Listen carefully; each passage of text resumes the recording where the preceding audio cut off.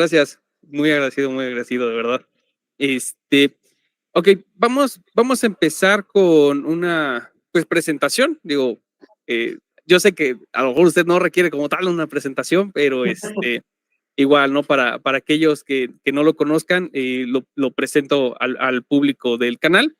Es el doctor Eric Mena, abogado por la Escuela Libre de Derecho, maestría también con especialización en litigación oral, tiene doctorado en Derecho también, es coordinador de varios cursos, también autor de varios libros. De hecho, justamente el motivo de esta entrevista es en relación a un libro que es sobre lecciones de derecho procesal conforme al Código Nacional de Procedimientos Civiles y Familiares, una obra sumamente didáctica, debo decir, muy fácil en su comprensión. Y pues, a ver, platíquenos un poquito cómo es que se da esta obra.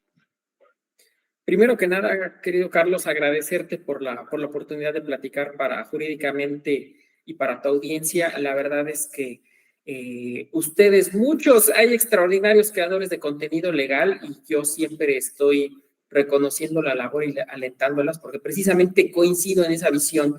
Creo que la enseñanza del derecho ya no se puede hacer por las mismas formas tradicionales como lo hacíamos.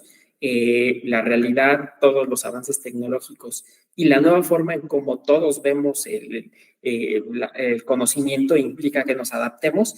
Y esa es la razón que también me inspiró para escribir este libro de una manera tan pedagógica. Yo me dedico, soy abogado litigante, pero también soy profesor universitario y durante muchos años he dado la cátedra de Derecho Procesal, entre otras. Y me di cuenta cuando enseñaba Derecho Procesal que pues es una materia que puede ser árida, complicada, compleja, y sobre todo me quedó muy grabado un día en un alumno que un día me levantó la mano y me preguntó, me dijo, oiga, estábamos viendo las excepciones procesales, ¿no? Y en ese momento fue, oiga, y este tema de la incompetencia, a ver, ya no lo entendí.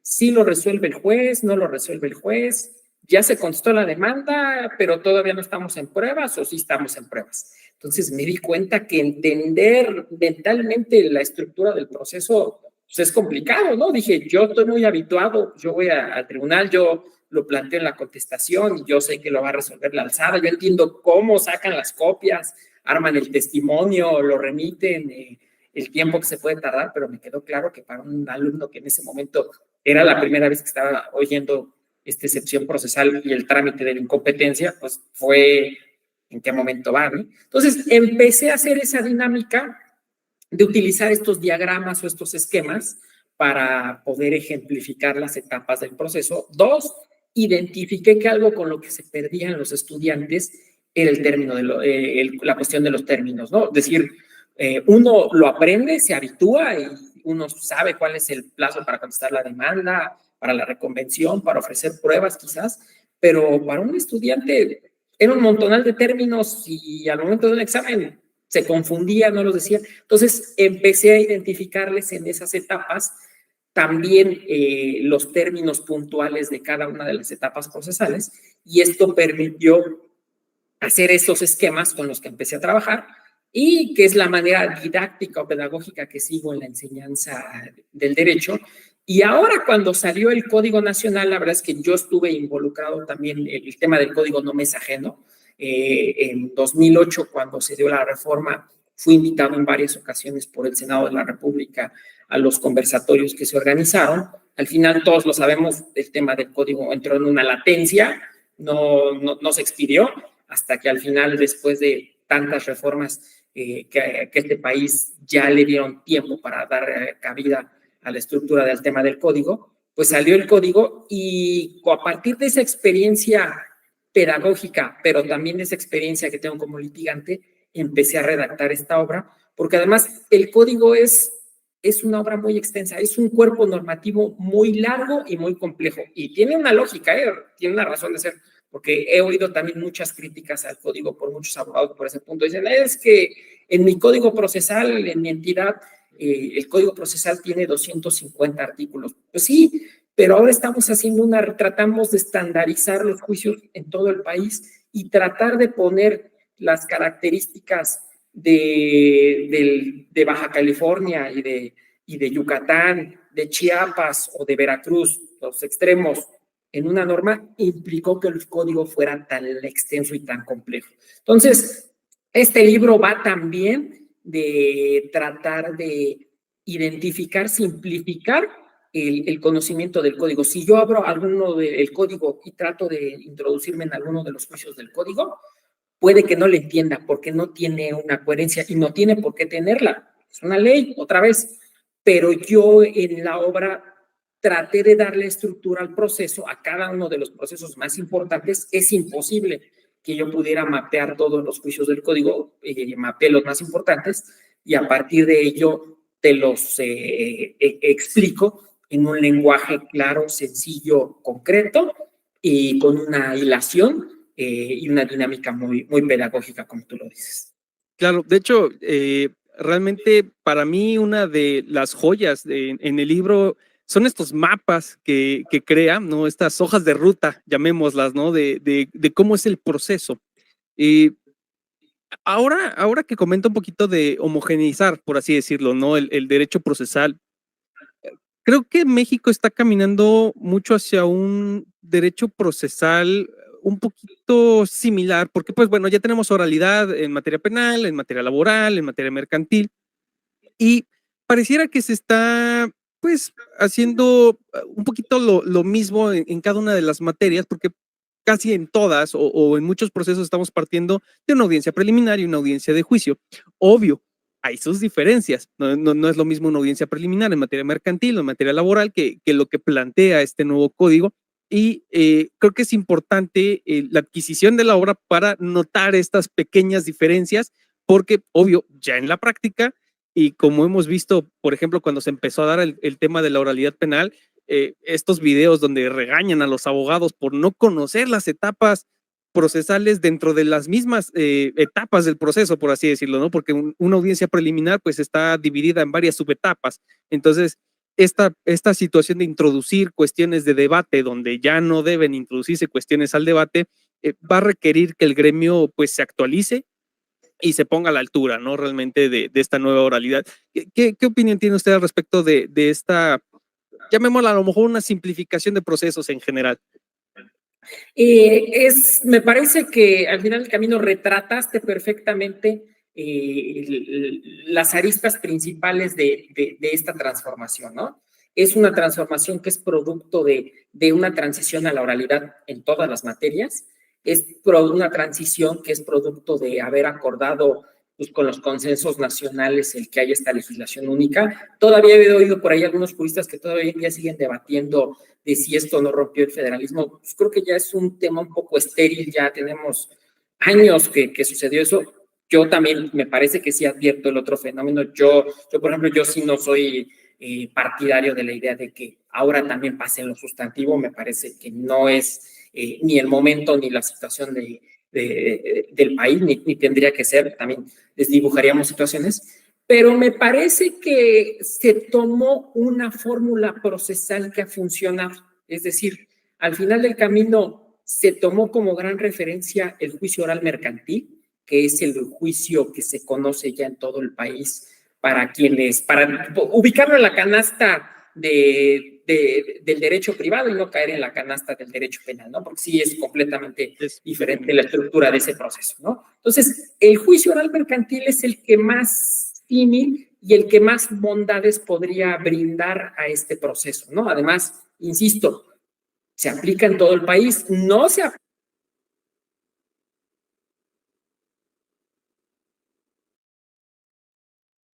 litigantes, hemos buscado la manera de Me parece que estamos la cuantía determinada era teniendo un indeterminada. poquito de problemas con su conexión, como que se nos estaba cortando un poquito la... Ahí, a ver Ahí si está, ya sí. Entonces, igual los litigantes, pues caíamos en la práctica de, pues no es cuantía determinada, indeterminada, sigo estirando la liga y me sigo yendo al ordinario, al de proceso escrito, ¿no? Entonces, me ha tocado, este fenómeno me ha permitido también a mí aprender mucho. Yo también he escuchado la realidad de muchos juristas y me dicen, oiga, es que mi proceso era mejor porque nosotros, esto de que haya esas dos audiencias, pues como que no me acabo de adaptar. Otra vez, es que es tratar de plasmar la realidad de todos en una historia y es muy complicado, ¿no? Entonces, me parece que el legislador lo hizo de una buena manera. También me parece que el legislador se ha ido perfeccionando, porque hay juristas por ahí que dicen que este modelo es el retrato de la oralidad mercantil. Tampoco. Hay ahí en el código algunos conceptos que si uno se da cuenta, ya los trajeron de otros fenómenos. Por ejemplo, el tema de la pertinencia y de la idoneidad de las pruebas no es de nosotros, es un tema de el fenómeno probatorio anglosajón. Entonces, el código tomó el gran fenómeno que conocemos, la oralidad mercantil, la matizó, la adaptó a la materia civil y familiar con las dos audiencias, como bien lo adviertes, pero insisto, se nutrió de otros factores, como esa experiencia de otros países, o como también los otros dos grandes fenómenos que han transformado el derecho en este país, que son los derechos humanos, tratados internacionales, y por el otro lado, el incorporar, recepcionar muchas normas internacionales o estos protocolos también, que hoy en día se han vuelto día a día también normas aplicables en la resolución de los conflictos, ¿no? Claro. De hecho, uno de los grandes temas que abarca su obra y el código es justamente un fenómeno que no sucede en la materia mercantil y no lo podríamos llamar como un matiz porque es todo, pues todo un tema por sí mismo que es la teoría del caso. Ahora en materia civil, materia familiar, vamos a tener que exponer como litigantes una teoría del caso, algo que en materia mercantil pues obviamente no se da y que pues bueno, los colegas que se dedican a la materia penal pues bueno, estarán más familiarizados, ¿no? Con el término y cómo se desarrolla. Pero para los litigantes en materia civil principalmente, ¿no? Que estamos tan acostumbrados pues al proceso escrito, a no hacer uso de la voz, a plasmar todo, incluso hasta con términos relativamente laxos, ¿no? Pues tengo 3 días para desahogar la vista, no pasa nada. Ahora vamos a tener que, pues, a pulir estas herramientas, ¿no? De argumentación, de oralidad, porque eso va a ser en audiencia. Has retratado también otra de las características que me parece que el legislador decidió identificar al redactar el código y es, desgraciadamente, hay que decirlo, es una mala práctica en este país, pero somos, los juristas estamos muy acostumbrados a que si no está en la ley, no lo tengo por qué hacer. El ejemplo típico que podemos identificarlo para esta materia es las objeciones.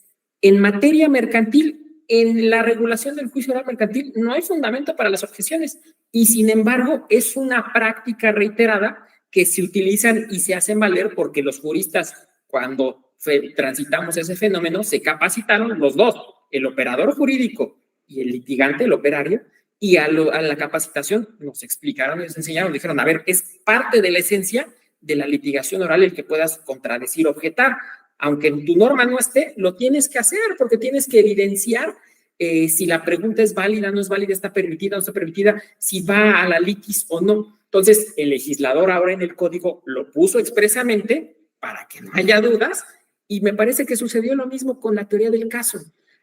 Como no estaba en el código de comercio, en el juicio oral mercantil, hay litigantes que ni sabían que eso se utiliza, ¿no? Yo todavía he visto por ahí en redes, porque yo hago mucho esto, por eso se los aplaudo. Yo también consumo mucho contenido legal en redes sociales porque me permite identificar aspectos clave, entender cosas. Y por ahí, por ejemplo, he visto videos de abogados que dicen la teoría del caso es exclusiva del derecho penal. Mentira. En los países anglosajones que se utiliza y que se enseña, porque la teoría del caso es una herramienta para argumentar, nada más, tampoco le pongamos adornos o digamos que es eso, es una herramienta. Se los enseñan en las universidades que es para todas las materias, porque por ejemplo en Estados Unidos solo hay 2 tipos de juicios, civiles y penales. Lo que no es penal automáticamente entra en el civil, ahí entra el mercantil, el laboral, el familiar. Lo usan para que poner el legislador para que los litigantes nos habituáramos a argumentar al principio de iniciar la audiencia, construyendo ese alegato con ese elemento fáctico, ese elemento jurídico y ese elemento probatorio, ¿no? Ya he oído abogados que ahora empiezan a decir, el código nada más lo pide en el ordinario civil oral, y en el oral familiar. Entonces en los demás no lo tengo que hacer. No es que no es que me va a calificar el juez y, hoy sí lo hizo en su audiencia de juicio del oral familiar. Este abogado tiene palomita, el demandado no lo hizo, este tiene tache. Y en el ejecutivo civil oral, como no me impone la obligación, no hay que hacerlo. No, es una práctica, una herramienta que me va a permitir construir ese alegato de apertura, de clausura, con todos los componentes que tiene y que va a ser útil para el juzgador. A mí se me ha tocado ver en audiencias, insisto, para que se lo entienda la audiencia, el referente, en audiencias de juicio oral mercantil, que por el buen alegato de clausura que se hizo, el juez pidió un receso, salió unos minutos con el secretario, yo creo que no había advertido algo, y regresó y ya dictó la sentencia. O sea, me dio a entender como que el juez salió a verificar de este punto que puso en el reflector el litigante, ¿está planteado en la sentencia que ya preparamos o no? Entonces sí sirven, sí son herramientas que al final del caso me son útiles para el objetivo que persigo, ¿no? Como litigante. Claro, incluso quisiera yo también pensar que como litigante nos facilita un poquito también identificar estos compromisos probatorios, ¿no?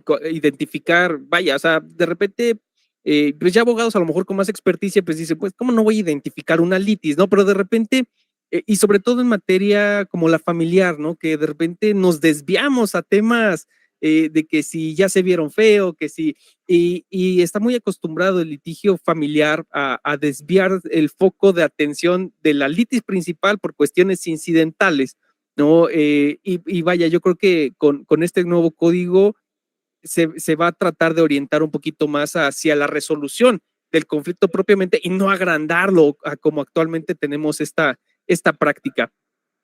Quisiera yo preguntar en un momento determinado, en relación a otros libros en materia procesal, digo, yo sé perfectamente cuál es la diferencia, pero usted, ¿cómo definiría o cómo calificaría una diferencia plausible en su libro en relación a otras obras? Mi libro es una herramienta, una obra muy concreta que te permite conocer, tener un primer acercamiento y identificar las características principales del Código Nacional y de los procesos. Y dos, cuando lo redacté, cuando lo escribí y le comenté precisamente al doctor Miguel Carbonell que me honra que el libro tenga su prólogo y haya sido publicado por su casa editorial, el objetivo que perseguía con el libro, también él coincidió en identificar. El libro yo lo dividí en 4 partes, porque me parece que son 4 aspectos muy importantes que se deben de conocer de la reforma.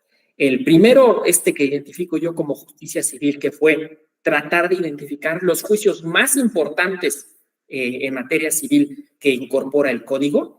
El segundo, justicia familiar, en el que sigo el mismo fenómeno, pero además en ese incorporé conceptos novedosos que trae el código que no utilizábamos, como el tema de la violencia vicaria, por ejemplo, que le decidí dar un apartado, o bien algunas cuestiones relacionadas con la infancia o con la protección de menores. La tercera parte del libro va para la justicia cautelar, porque me parece que también nunca había pasado en este país, en nuestra materia, es decir, en lo civil y en lo familiar, darle esa importancia que tiene al derecho cautelar, ¿no?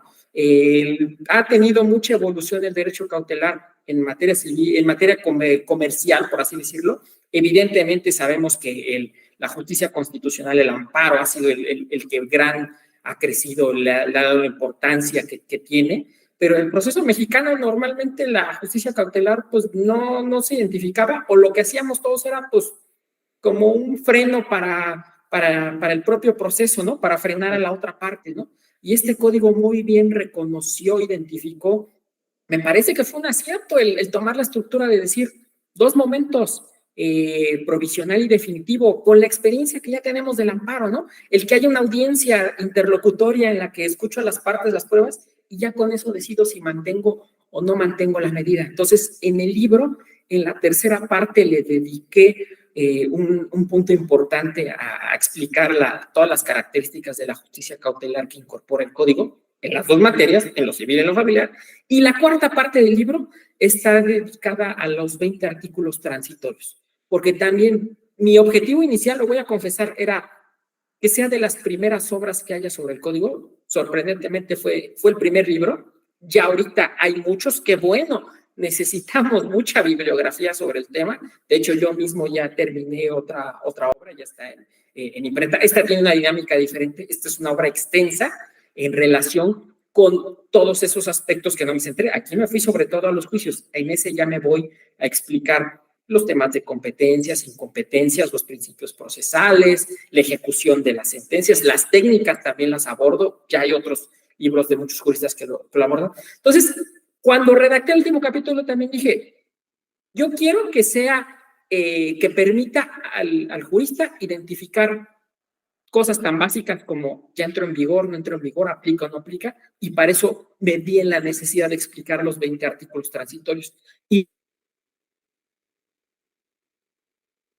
se nos cortó por ahí un poquito la me comunicación. honra mucho que en estos, ahí, ¿ya está? Ahí está, ya, sí. He podido identificar, revisando estos ejercicios de estas capacitaciones que están haciendo los tribunales y que también me parece muy bueno porque no ha sucedido con los otros fenómenos de oralidad en este país. Esta es la primera vez que se están haciendo capacitaciones masivas gratuitas y muy buenas, de verdad. Se están buscando juristas de todo el país porque además tenemos mucha experiencia, vuelvo a decirlo, tú también lo identificaste por las otras experiencias de litigación oral. Han podido confirmar los criterios que yo he planteado de decir, esto sí ya está vigente, esto no está vigente, esto lleva este proceso, y la verdad es que lo estamos viendo con lo que está sucediendo ahorita. Está a la vuelta de la esquina la Ciudad de México, ya la aplicación puntual de los juicios, y luego lo decir, no va a ser lo único, no perdamos de vista antes de que acabe el año, otra legislatura pueda sacar su declaratoria y los primeros meses de 2025 tendremos un par. Claro. Justo quisiera yo preguntar, ¿cómo es justamente escribir una obra que es, pues vaya, la primera, ¿no? En el género, llamémoslo así, ¿no? Justamente que aborda, pues, una legislación nueva, ¿no? Porque, pues, bueno, muchas veces uno se imagina que, pues, bueno, a lo mejor al escribir un libro, pues, bueno, tienes una bibliografía de respaldo, pero en este caso que es, pues, justamente el analizar una legislación nueva que además todavía no va a entrar en vigor, que tiene pues estos matices nuevos. ¿Cómo es escribir este tipo de obra y ser la primera además? Me ayudó mucho conocer, insisto, ya los procesos, es decir, de identificar las disposiciones del código. Dos, esto que he dicho, traté de que fuera una guía para irte llevando en la conducción de los juicios. No pretendí, y además no lo permitía ni el tiempo ni la dinámica de la obra, el que fuera una cuestión que eventualmente viniera a dilucidar algunas errores. Y sin embargo, por ejemplo, cuando abordo el tema de la violencia vicaria, doy ahí los dos retratos de los posibles fenómenos. Ya ahorita ya el tema podríamos decir que ya está superado, ya la Corte ya se pronunció, qué bueno, hacía falta. Entonces, fue eso, fue ser un primer acercamiento. Por ejemplo, ahora a la distancia, ya ha pasado casi un año, el libro se publicó en noviembre de 2023, todavía lo recuerdo, fue para el primer congreso que se organizó también en este país sobre el código, casi un año. Ahora, por ejemplo, en esta obra, en esta nueva obra que he preparado, el último capítulo, la bibliografía, le divido al lector en dos: una bibliografía general sobre el proceso y una bibliografía especializada, le puse así, lo titulé, sobre el Código Nacional de Procedimientos Civiles y Familiares, porque ya hay muchos libros, insisto, y qué bueno, porque ya hubo ese intercambio, ¿no? Entonces, sí fue un reto, pero al final del camino, el identificar las características me permitió plasmarlo. Insisto, pretendí hacerlo muy ágil, muy dinámico el lenguaje, y creo que también eso ha permitido la recepción que ha tenido la obra. También es algo que no lo esperaba yo, es algo que me ha dado muchas satisfacciones, pero más que nada me permite identificar también que, a diferencia de otras veces de transiciones de oralidad, también los litigantes estamos ávidos, abiertos, dispuestos a entender el fenómeno y a capacitarnos, ¿no? Claro, finalmente es de estos grandes restos en el gremio, ¿no? Que vienen estas reformas que nos vienen a cambiar un panorama y en materia de justicia cotidiana, que además no se da tan frecuentemente, ¿no? Este es un gran paso que se está dando. Y me gustaría conocer su opinión en relación a ciertos aspectos de este código, porque, por ejemplo, en materia de sucesiones se dieron grandes cambios, ¿no? Adaptaron varios procesos a la materia sucesoria. A mí algunos aspectos del proceso sucesorio en este nuevo código me parecen maravillosos porque, pues, pareciera que buscan acortar estos juicios que antes, o incluso todavía en las legislaciones en las que se lleva, pues, parecen juicios muy lentos. Y también su opinión, si quiero ahorita, uno, primero, en relación a la justicia en línea. Primero, del tema sucesorio, lo he dicho en varias charlas, de todo lo que se transformó del código es el que menos se transformó, porque pues, la propia dinámica del proceso sucesorio así lo implica, ¿no? El tener que llevar las 4 secciones. Y sin embargo, el legislador apostó por 2 grandes situaciones que sí van a redundar en la agilidad de ese proceso. Primero, ya hay términos muy concretos para ciertas cuestiones. Si no cumples con ciertos términos, hay consecuencias inmediatas. Por ejemplo, el código identifica en un artículo que la sección segunda, inventarios y avalúos, se debe de concluir en 60 días. Yo no recuerdo antes una norma procesal que me pusiera un plazo para concluir una sección de un juicio sucesorio. Entonces, ya sabemos cuál es la consecuencia. No es que si no lo hago, pues seguramente van a remover a alguien, ¿no? Entonces, la otra parte va a implicar que haya esa agilidad para que yo no caiga en el error. Y el otro, el que sí, las pocas, pero llega a haber audiencias que pueda haber en los juicios sucesorios, con esta dinámica oral, es decir, alegatos de apertura, pruebas y alegatos de cierre, van a implicar que el proceso se concentra más rápido y se van a resolver más cosas en esas audiencias. Es probable, por ejemplo, que ahora el código lo permite. A veces teníamos que tener la segunda cuando era intestamentario, la segunda audiencia para pues, que vinieran y nombraran al albacea. Ahora, en la primera, desde el principio se van a poder poner de acuerdo y ya le quito una etapa y camina el proceso, ¿no? Entonces, sí va a haber esa agilidad. Del otro tema de la justicia digital, me parece que también el código retrató algo que era necesario y que era evidente, ¿no? Solo los temas de las tecnologías de la información nos pueden ayudar a resolver muchos conflictos. En este país me parece que ese fenómeno se ha visto nutrido por 2 características que llegaron en diferentes momentos. Por un lado, la pandemia nos obligó a que muchos tribunales transitaran al fenómeno digital y evidenció también que no todos estaban preparados para ello. Hay extraordinarios poderes judiciales en este país que ya tenían mucha experiencia, muchos años, y que nada más sirvió esto para consolidar que sí se pueden hacer cosas digitales, y hubo otros que no supieron ni cómo hacerle, empezaron a escanear, literalmente entendieron que era casi como escanear cosas, no es así. Entonces, eso implicó a que se tuvieran que adaptar, y ahora todavía creo que no está al par, pero me parece que ya está más balanceado el tema de cómo se puede aplicar lo digital. Y el otro fenómeno fue la experiencia que tenemos en otras materias. La justicia federal trabaja digitalmente y trabaja bien. Puedes presentar amparos en línea y funciona. El CICE, todos lo usamos para consultar resoluciones. El código prevé en sus artículos transitorios que vamos a tener un sistema integral de consulta de expedientes nacional, donde vas a poder consultar datos generales de juicios, sentencias de primera y de segunda instancia, así como bajamos las versiones públicas de las sentencias federales del CICE, ¿no? Entonces, esa experiencia que ya había en la justicia administrativa, también la justicia administrativa tiene muchos años caminando digitalmente. Esos se recepcionaron y me parece que van a poder tener la dinámica adecuada en el código. Para mí, el gran reto para echar a andar el código no es el tema de las audiencias, no es el tema de los lugares físicos, no es el tema de la capacitación. Para mí es el digital, porque implica interconectar las bases de datos de 33 poderes judiciales y que puedan trabajar a la par y se puedan estar comunicando, enviando y recibiendo información y resguardar toda esa información. Ese para mí es el gran reto, pero ya he visto por ahí, estoy mapeando todos los días el fenómeno del código y he visto que varios poderes judiciales ya están teniendo intercambios, entonces va a suceder. De hecho, por ejemplo, yo que estoy aquí en Morelos, híjole, la cantidad de exhortos que se envían y que se reciben también, ¿no? De Ciudad de México, pues ya hizo necesaria esta implementación en su momento, ya hace varios años, que tienen esta comunicación que de repente tienen vía digital. Y justo ahora, cuando se empiece el tema de este código, la implementación del código, que bueno, aquí en Morelos no tenemos mucho como para cuándo, pero yo como litigante, uno de los grandes problemas que llegué a tener es esta diferencia en el código de la Ciudad de México con el de Morelos.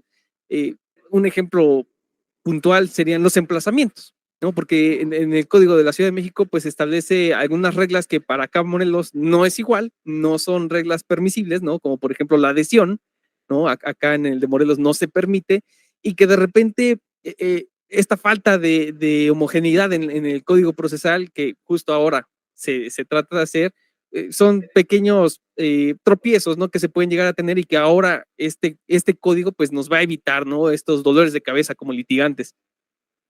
Y ahora, en su opinión, sí, era eso, dijiste perfectamente el punto, ¿no? Es parte también de lo que he escuchado, por eso creo que lo has identificado muy bien en esta charla hoy. Yo he escuchado todavía hoy en día litigantes que se preguntan y dicen, es un tema reiterado, revisan las redes, decir, oigan, una duda que tengo, y es válida, ¿no? Con el código, entonces, ya no entendí, ¿desapareció el divorcio incausado o no? No, o sea, es que si usted quiere identificar el divorcio incausado como usted lo tramita en su estado, pues ese evidentemente ya no existe, pero sí existe válido, pero ahora se llama juicio oral familiar y ahí va. Ya escuché a algunos litigantes que dijeron, oiga, no, pero es que, ¿por qué dos audiencias? Acá el incausado era una audiencia. El código trae un artículo en la regulación del código en el que permite que se reencauce el proceso, el oral familiar. Si las partes en la primera audiencia se ponen de acuerdo en todo, en el convenio y todo, el juez ya no va a señalar la segunda, ahí aprueba el convenio y se acabó. Es como si al final fuera un divorcio incausado en mi entidad. Entonces, lo mismo que dijiste, la adhesión, el código ahora ya la permite, porque se ha identificado pues, que puede ser útil, pero efectivamente no en todos estados había. Entonces, se tuvieron que poner esos mínimos y eso es lo que ha hecho que se fuera extendiendo, que se fuera. Por eso tiene 1191 artículos, porque fue retratar muchas realidades. Sí, claro, y es que además también se tiene que considerar, ¿no? Que este código viene pues a cambiar al código federal, ¿no? De procedimientos civiles, que es norma supletoria. Entonces, no nada más es un código de justicia cotidiana, sino que realmente es un código que viene a ser norma supletoria en muchos procesos, ¿no? Incluyendo la ley de amparo.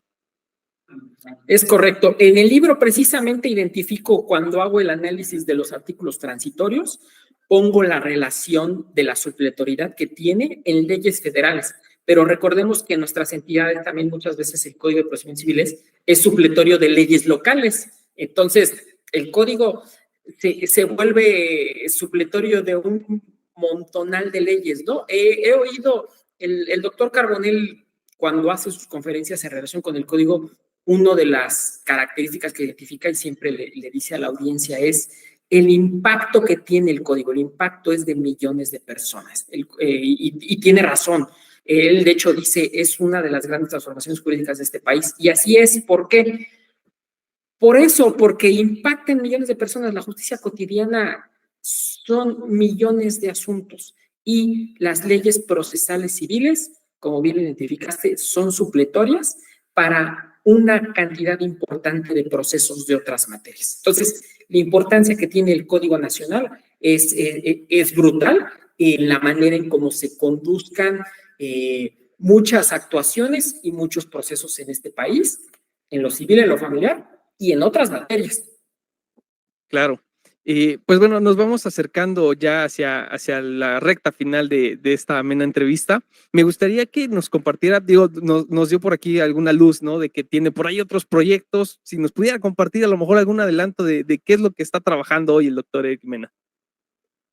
Bueno, pues quienes saben, tengo otras obras publicadas. Precisamente al principio de este año, cuando también el mismo empuje y la misma razón de ser que dio origen al Código Nacional identificó que la otra manera de tratar de solucionar el tema del rezago era darle la importancia y el valor que tiene a los mecanismos alternativos. Se publicó este año la Ley General de Mecanismos Alternativos de Solución de Controversias, pero esta ley, yo lo he dicho en varios lados, es la primera norma que deriva del código. Van a empezar a salir en este país cuerpos normativos que deriven del código en lo federal y también en lo local, porque el código obliga a que las legislaturas adecúen sus leyes en lo que corresponda para ello. Por ejemplo, ahorita el Congreso de la Ciudad de México es el que más activo está, porque como el Poder Judicial del Congreso de la Ciudad de México dijeron que el 1 de diciembre de 2024 empezar a aplicarse en algunos juicios del código, tienen que hacer las adecuaciones a varias leyes locales. Entonces, es ese fenómeno. Entonces, escribí una versión comentada de la Ley General de Mecanismos Alternativos, sobre todo correlacionándola mucho con muchas disposiciones del código, porque la ley lo hace, nos pide. La ley te dice que el convenio tendrá el efecto de cosa juzgada, por ejemplo. Entonces, tienes que ir al código para entender cuáles son las consecuencias de cosa juzgada, acceder al juicio ejecutivo civil oral o a la vía de apremio. El código te dice, la ley general te dice, por ejemplo, que los impedimentos para los facilitadores serán los que digan el código. Entonces, tienes que ir al código para entender cuál es la competencia objetiva, la competencia subjetiva, impedimentos, ¿no? Ese fenómeno. Entonces, hice esa obra y ya finalmente hace un par de semanas terminé un curso básico, así se llama, curso básico sobre derecho procesal civil, mercantil y familiar. Es decir, únicamente en lo mercantil tomé el oral para concordarlo con la oralidad civil y la oralidad familiar, de tal manera que el estudiante que ahora se adecue, y también el litigante que se involucre en esto, tenga una referencia muy práctica y muy completa de cómo siguen fenómenos muy similares y poder hacer ese correlativo de las disposiciones, ¿no? Esto que decías tú, esa estructura de audiencia preliminar y audiencia de juicio, la tienen ahora los tres procesos, el mercantil, el civil y el familiar, ¿no? El tema de las excepciones procesales van a ser muy similares en los tres, ¿no? Los principios, los tres recogen, porque es parte de la dinámica de la oralidad, el que haya principios de conducción. En materia mercantil hay menos, el código apostó por más, pero, por ejemplo, en la obra identifico las características que van a ser comunes a los tres, cómo se deben de entender, y además, porque bien lo dijiste, el Código Nacional va a ser supletorio del Código de Comercio, es decir, de este proceso también, ¿no? Claro. Bueno, tengo entendido que va a participar en el Congreso de Derecho Familiar este 23 de noviembre. ¿Algún comentario respecto a este Congreso, la invitación? Sí, invitarlos. Es un congreso que organiza el Centro Carbonell. Me honra mucho la invitación y el foro que me da el Centro Carbonell para compartir varias ideas. Y insisto, es además mi casa editorial en 3 obras. Este curso básico va a ser mi 4ª obra. Tengo otra obra que es sobre compliance y pymes. Es una obra conjunta con otros juristas, pero ya sobre temas procesales, el que viene, todos han sido bajo el sello del Centro Carbonell. Y en este foro que se va a hacer, este congreso, va a haber extraordinarios juristas. De verdad, siempre reconocer que el centro busca a gente de muchas realidades con gran conocimiento. Y en lo personal, yo voy a dar las características generales de la Ley General de Mecanismos Alternativos, precisamente a partir de este postulado. Justamente en estos momentos, esta semana estoy dando un curso, un taller con otros juristas expertos en MASC en Guerrero, y la hipótesis que les estoy planteando, identificando a quienes están introduciendo los mecanismos es eso. Les pongo esta referencia y les digo, yo les voy a explicar cómo van a ver ustedes cómo el Código Nacional y la Ley General de Mecanismos Alternativos son los cuerpos normativos que se comunican, que están relacionados. No puedes entender los mecanismos sin entender el Código Nacional. Entonces, en este congreso voy a dar de la mano eso, voy a identificar esas vinculaciones y cuestiones también muy prácticas para que puedan ser aplicadas también en esos mecanismos alternativos, que es la otra gran llave que se tiene que abrir para que esto funcione. porque si nada más nos quedamos con reformar las leyes, no va a haber cambios, pero no los que esperamos todos. Sí, claro. Finalmente, yo quisiera pensar, ¿no? Que estas modificaciones, incluso al gremio litigante, pues espero nos cambie un poquito el chip, ¿no? De empezar a acudir a estas otras instancias, ¿no? Que finalmente yo creo que como gremio tenemos que recordar que, pues, lo que necesitamos es resolver conflictos, no conflictuarlos aún más, ¿no? Entonces, eh, espero que, pues bueno, para la audiencia que nos esté viendo en el video, pues acudan a este congreso y pues adquieran también su obra de medios, de la ley, ¿no? Para medios alternos, porque pues realmente es una regulación bastante interesante, ¿no? Todo el tema de estos facilitadores particulares, que ahí también es otra área de oportunidad para el ejercicio profesional, ¿no? Que pues igual, ¿no? Es otra área de oportunidad fuera de lo que es lo tradicional, no nada más dedicarse al tema del litigio, sino que también como facilitador, como conciliador, ahí tenemos otra ventana de oportunidad en el ejercicio profesional. Y ya he visto yo en los videos de Jurídicamente, y muy bien, he visto también que hay muchos videos dedicados a los mecanismos alternativos, a la explicación y a los aspectos prácticos, que es lo que va a permitir también que esto funcione, que se empiece a utilizar esta otra herramienta.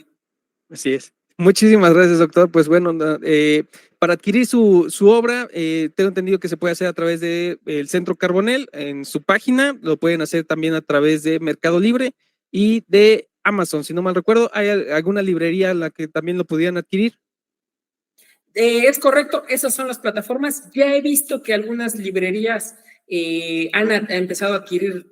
Qué bueno, así funciona también el tema de la difusión de las obras. Ya ciertas librerías, si uno pone el nombre en Google, Lecciones de Derecho Procesal conforme al Código Nacional de Procedimientos Civiles Familiares, o mi nombre, aparecen los diferentes vínculos. Así se transformó también el comercio del siglo XXI y te pueden ligar a esos lugares físicos o virtuales donde puedes encontrar las obras. Pues bueno, espero que adquieran la obra, de verdad que es una obra fantástica y es un acercamiento estupendo a este código con excelentes explicaciones, hojas de ruta de cómo es el proceso en lo general y vaya, los cuadros que yo creo que son la joya realmente dentro de este libro, que ejemplifica, ¿no? Y de una forma gráfica y concentrada, ¿no? El código y cómo se llevan estos procedimientos. Pues bueno, espero que adquieran el libro y muchísimas gracias, doctor, por aceptarnos la invitación. Muchas gracias para ti, Carlos. De verdad, mi reconocimiento para la labor que muchos juristas hacen de divulgación de contenido. Además, me gusta revisar, hago esas referencias porque son buenos contenidos, son contenidos correctos, lo que se enseña. Y insisto, la pedagogía del derecho ya cambió y todos tenemos que adaptarlos a ellos. Y muchas gracias por el espacio para esta importante plataforma que es Jurídicamente. Muchísimas gracias, doc.